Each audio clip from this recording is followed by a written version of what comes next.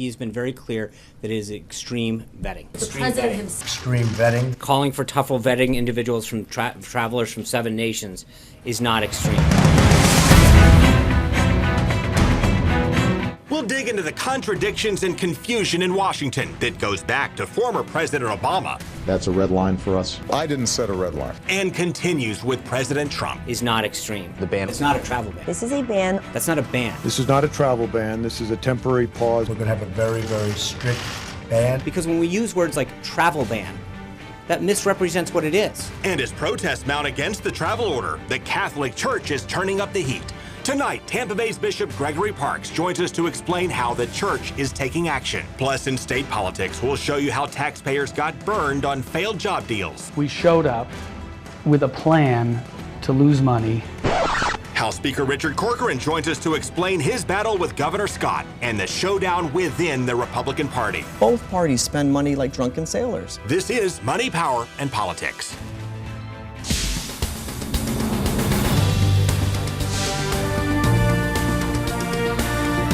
And so we have a lot of ground to cover. Let's start with this hot debate that continues over the president's order on travel and refugees. Yeah, we'll start with what this order means for us and those trying to come here to America. From this day forward, it's going to be only America first. America first. President Donald Trump outlined his vision to put the United States first during his inauguration speech. And it didn't take long for him to begin implementing it. A week later, he raised eyebrows around the world when he issued an executive order that temporarily keeps people from 7 Muslim-majority countries out of America, including those from war-torn Syria. The other 6, Libya, Sudan, Somalia, Yemen, Iraq, and Iran. The order states entry from any of those 7 countries listed would, quote, be detrimental to the interests of the United States. Trump's hope is to keep those with ties to terrorism out of the country. This is a national security issue. We're going to make sure that we put a system in place that vets, extreme vets, these people who are coming into our country that potentially could do us harm, plain and simple. In a tweet, the president wrote, "Our country needs strong borders and extreme vetting now. Look what is happening all over Europe and indeed the world. A horrible mess." Hours after Trump enforced the order, people were detained at airports and even separated from their families. It sparked protests and backlash from across the country. I think that those measures indeed violate our basic principles, and I think that they are not effective if the objective is to really avoid terrorists to enter the United States. Its intent is to open the gates to Christian refugees and to slam the gates closed on those who follow the religion of Islam. This is un-American. It is wrong. It also shocked leaders around the globe. President Trump hosted British Prime Minister Theresa May a week ago. She told lawmakers she didn't see this coming. We believe it is divisive and wrong. If he's asking me whether I had advance notice of the ban on refugees, the answer is no. In his first speech since the order went into action, President Trump expressed his reasoning for it. It goes back to his America First vision and his efforts to protect it. There are those who would seek to enter our country for the purpose of spreading violence or oppressing other people based upon their faith or their lifestyle. Not right. We will not allow a beachhead of intolerance to spread in our nation. Right now, only citizens from 7 countries cannot enter the United States. These were the ones the Obama administration originally identified as countries of concern, not Trump. Ironically, according to research done by the Cato Institute, these countries of concern have not produced a single person who's killed someone on U.S. soil from 1975 to 2015. They have been convicted of attempting or executing a terrorist attack, but not one life has been lost. Those from Saudi Arabia have murdered the most people. 19 terrorists from that country have killed more than 2,300 people. Yet Saudi Arabia is left off the list of countries barred from the United States. So Trump's number of countries of concern could increase in the coming days and months. Now, the president fears terrorists could enter our country by posing as refugees, as they have done in Europe. But he's facing a lot of opposition. Let's head over to Craig, who's with Bishop Parks. Okay, please welcome Bishop Gregory Parks, 5th Bishop of the Diocese of St. Petersburg. Thank you for joining us. Great to be with you, Craig. Let's start with the executive order relating to refugees and migrants. You have Cardinal Cupich, who said this is a dark day for America. Was he right? I think he is, actually, and I believe that all Christians really should be concerned about this executive order because of what it does. And we should have a particular care and solicitude for refugees, for immigrants, for those that are being persecuted, those that are being subjected to violence and suffering death in their home countries, that are seeking to come to the United States, seeking freedom, seeking a new life, seeking protection. Before this order, Pope Francis said it is hypocrisy to call oneself a Christian and turn away a refugee and someone who needs help. So today, can Christians support this executive action without engaging in hypocrisy? I do believe that it is a moral imperative of being a Christian that we stand up for those that are being persecuted and those that are being subjected to violence. So that's part of our Christian faith. It's part of what we believe Jesus Christ taught us. And so that's part of our religion, part of our faith. And so I do believe that it is the duty, the imperative of Christians to stand up for those that are being persecuted. And with that in mind, to what extent will you as bishop either instruct or encourage pastors throughout the diocese to discuss this at Mass and encourage their parishioners to take a stand? Of course, as you know, the Catholic Church is not political in the sense that we're nonpartisan, but when issues such as this executive order and the way it affects refugees and immigrants crosses our moral teachings and beliefs, we do ask our pastors first and foremost to pray about the situation and ask their parishioners to do the same. So at our Masses on the weekend, we'll be offering prayers for refugees as well as for our president.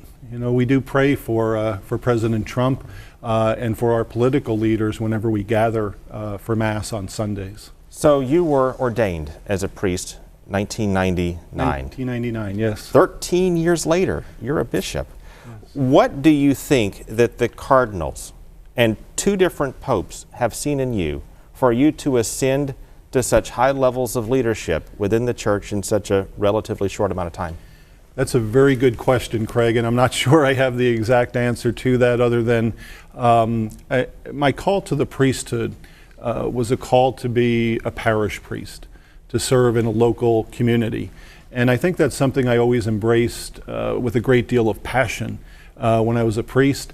And I try to bring that to my role now as a bishop. So I've never forgotten what it's like to be a pastor in a very local community. Now I'm called as a bishop to serve a much larger community. Bishop Gregory Parks, thank you for your time. Thank you very much, Craig. It's been a pleasure. Thank you. All right, and thanks to you both. Coming up, we'll show you how the president struggled to explain his own orders and how former President Obama had the same problem.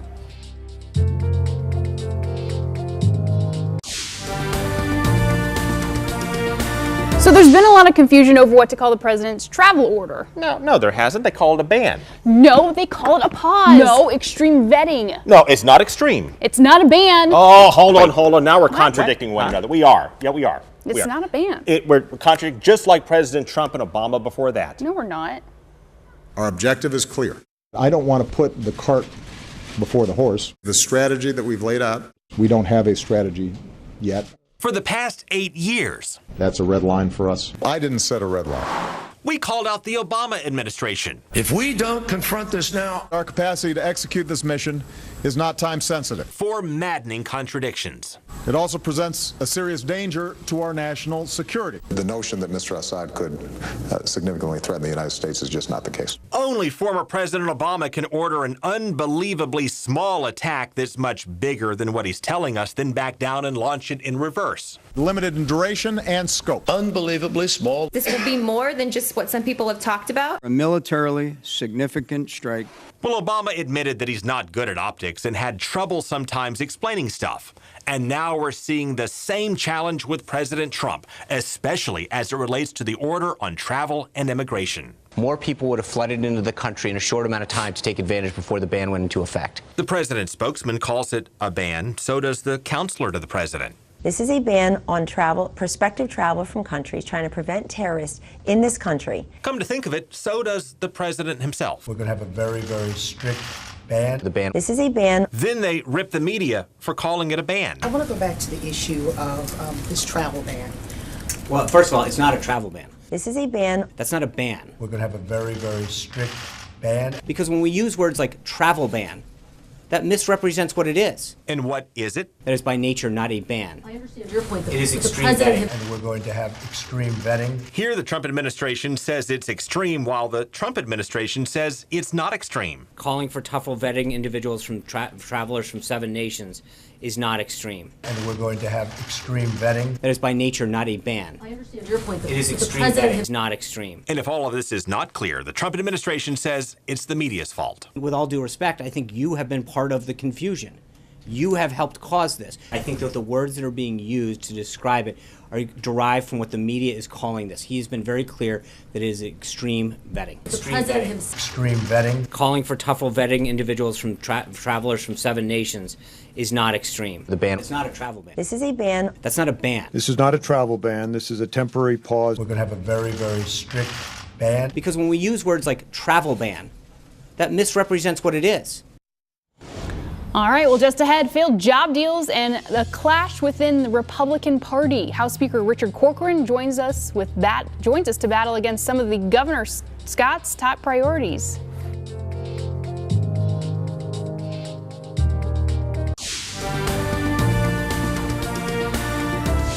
Well, our property tax bills are going up, so House Speaker Richard Corcoran says that's a tax hike.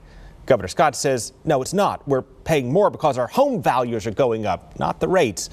They're clashing on this, and they're also clashing over the state's strategy for attracting jobs and tourists. And Speaker Corcoran claims this is burning state taxpayers. Florida taxpayers gave $20 million to a company called Digital Domain because it promised jobs. Then the company collapsed and the jobs disappeared. We showed up with a plan to lose money. That'll do it. Welcome to Red Pine Services. The state also gave a $400,000 handout to a software company called Red Pine Services that was losing money but promised jobs before it collapsed. And taxpayers got hosed. We don't know how a lot of current deals are going because they're secret. That's part of what Enterprise Florida does and why it's drawn fire. Enterprise Florida is the agency in charge of bringing jobs to the state. It offers a combination of tax incentives and upfront cash to convince companies to expand or move to Florida. Meanwhile, Visit Florida is the agency in charge of bringing tourists to the state, and it's also under fire. For cutting secret deals, like paying Pitbull to plug Florida while he was also plugging our tourism competitor, Las Vegas. House Speaker Richard Corcoran sued to get the bills for that and found out we paid Pitbull $1 million. And no telling how much to other celebrities to say good stuff about Florida. There's no explanation, there's no justifiable correlation between tourism and taxpayer dollars. So, House Speaker Richard Corcoran wants to cut Enterprise Florida and Visit Florida. A new House plan would abolish both of them. At the same time, Governor Scott wants to expand both of them and commit another $108 million to Enterprise Florida and nearly $80 million to Visit Florida while cutting some business taxes. It ultimately adds up to more jobs. And of course, this sets up a showdown at the state capitol with 2 state agencies and a lot of state tax money in the balance.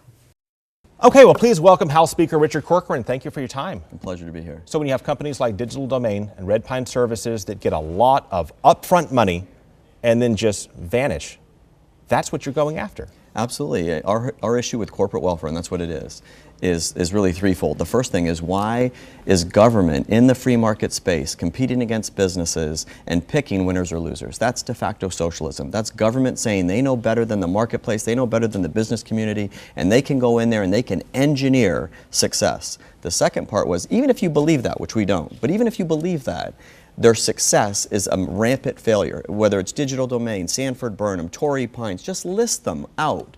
70% of all of these endeavors are abject waste of taxpayer monies and abject failures. And that's money that could go to education, police officers, tax cuts, all the things that would really have an impact on our society. Governor Scott would say you need a strong tax base to bring in the revenue we need. You get that strong tax base by, among other things, promoting the state and helping the tourism industry. Why not invest more, therefore, in Visit Florida to help more people know about what we have here? Again, it's first, should government, should hardworking taxpayers, should I reach into your pocket, take money out of your pocket and give it to Fortune 500 companies to advertise for themselves?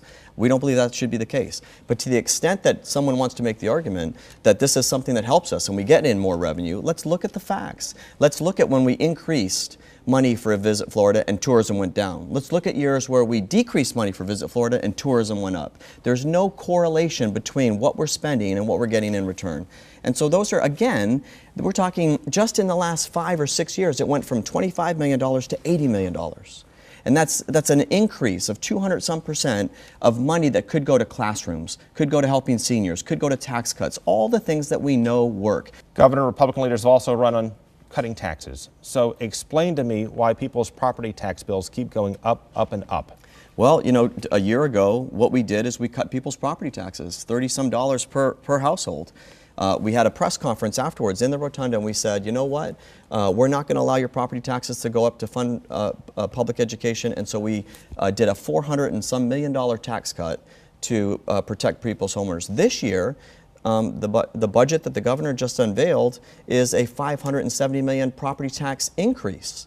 And last year we took credit for it with the governor, and he was with us. This year, I'm not sure why that's in his budget. I think that'll get corrected.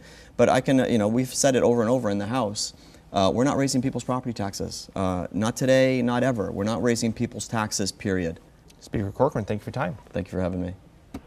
All right, thanks to you both. Well, the race to be Florida's next governor is already beginning. Governor Rick Scott cannot run again and may run for a U.S. Senate seat in 2018. So several Republicans, including Speaker Corcoran, may run for governor next year. And attorney John Morgan may enter the race as a Democrat. Now, Morgan helped pass the medical marijuana amendment that was on last year's ballot. Morgan confirmed he's considering a bid for governor. He's on a statewide speaking tour. He says he wants to raise the minimum wage and spend less on charter schools. And he said he'll base his decision on running for governor on the response he gets from his speaking tour. In terms of style, Morgan has drawn some comparison to President Donald Trump as a man who will speak his mind, and he knows his name would carry a strong campaign should he run for governor. I have the great luxury of being able to say exactly what I think, exactly what I feel, and if it doesn't catch on, my life is the same life. I don't have to walk down the middle of the road. I don't think I have to do anything this year. The rest of these people have got to scramble to get money for name ID and to look for, because they've been thinking about it their whole lives. I've been thinking about it for 30 days.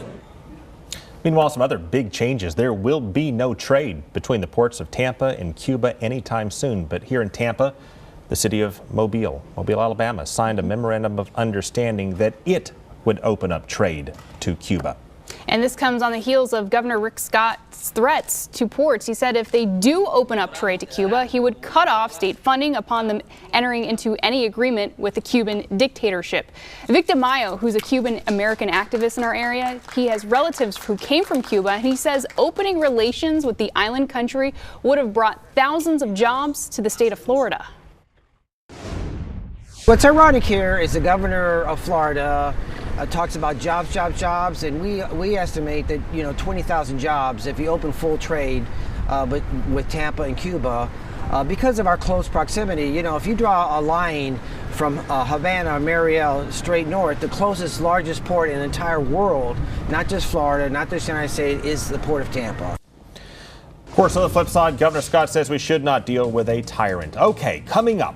In our irony of the week, the Attorney General urges a prosecutor to stick to her beliefs, then winds up taking her job after she's fired for sticking to her beliefs.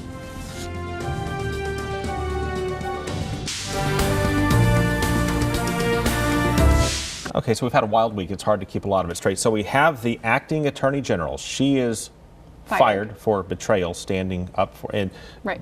I have to wonder who was giving her advice up front? So the guy that replaced her eventually took her place. And where does that leave us? It takes us to what? Our irony of the week. Ms. Yates failed to enforce a legal order approved by the Department of Justice's Office of Legal Counsel and designed to protect the citizens of the United States. In this week's moment of irony, President Trump fired his acting Attorney General, Sally Yates, for not defending his order, who was later replaced by the man who urged her to resist orders from the president she thinks are not right, Dana Bente. You have to watch out because people will be asking you to do things you just need to say no about. Sometimes the lawyers have to tell the CEO, Mr. CEO, you can't do that. Don't do that. We'll get us sued.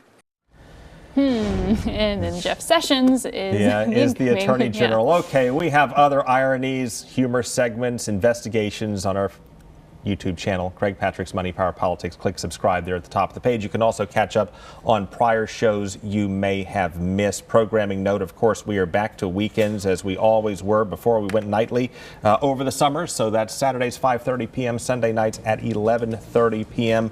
Closing thoughts, Marissa? It's still pretty wild since the inauguration. We're 2 weeks in and it's still pretty crazy. It's just as it Polls started. all over the map, really, depending from poll to poll. But what I do see, CBS poll, 85% of Republicans support the president's order on immigration and travel. 85% of Democrats oppose it. Shows us just how divided this nation is. Wild. Folks, we'll see you tomorrow night.